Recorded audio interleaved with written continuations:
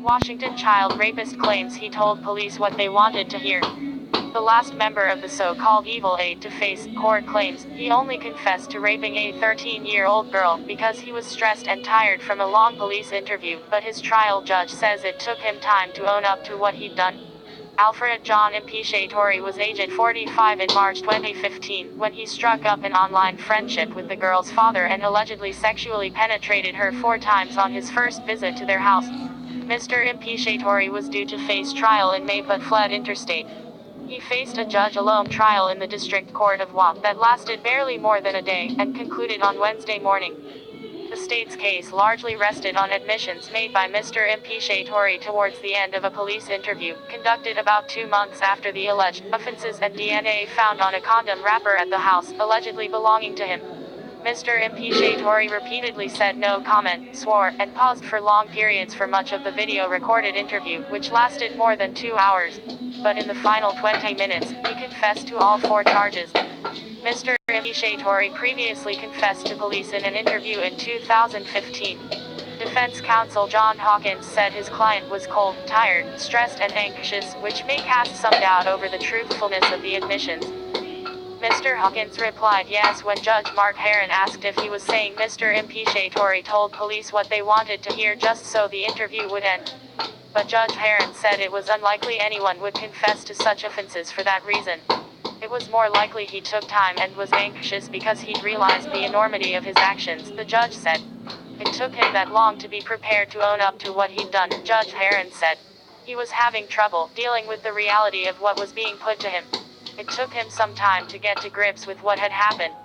That explains why he was stressed. The judge said it was to his credit he had acknowledged what he'd done. The girl described her abuse in an interview with detectives. Photo supplied. Mr. Impiciatori's defense comes after a harrowing video of the alleged Evil Eight's victim was shown to the court on Tuesday. The video depicts the softly spoken girl being interviewed by detectives in April 2015. She described the time a chubby man, who the state alleges is Mr. Impiciatori, visited her home. He took me into the bedroom and had sex with me, she said. He told me to lie down on the bed, and he got on top of me.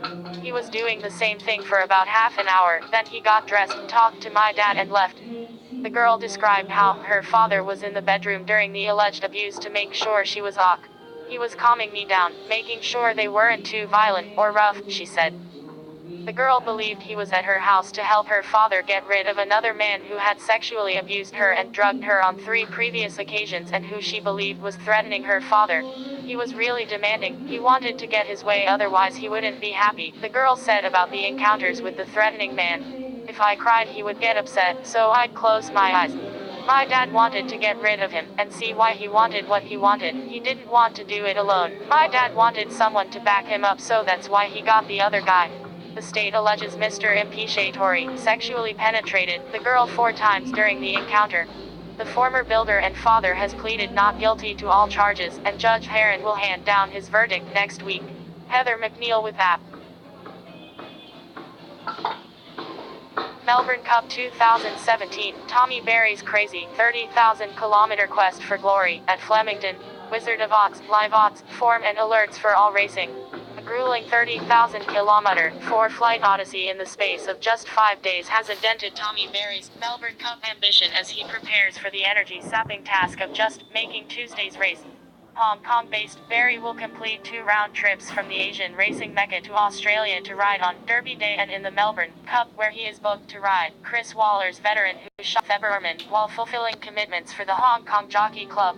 That means catching a red-eye flight out of Melbourne to Hong Kong on Saturday night, making the return journey just 24 hours later, and then rushing to the airport after the Melbourne Cup to be back in Asia on Wednesday morning. Berry is contracted to ride at Sha Tin on Sunday and Happy Valley on Wednesday night. It may be considered the life of an international jet-setting jockey in the modern era, but Berry's enormous travel toll indicates the lengths he is prepared to go to win a maiden Melbourne Cup. On those big days, the adrenaline takes over, and you don't feel it too much, Berry said. We've seen a lot with jockeys like myself flying to Hong Kong or jockeys from here flying to Australia to ride over the spring or autumn. They have a great record. Although you will be tired at the end of it, it doesn't affect you while you're going through it. I was talking to Michael Friedman about the spring carnival on Tuesday and the feeling you get in the jockey's room over the 4 days, especially Derby Day and Melbourne Cup Day, is one you can't describe. It's a feeling of freedom. Your nerves are there, the excitement, the adrenaline. It's a great time to be there, and to be riding in the races is unreal. To win it would be something else.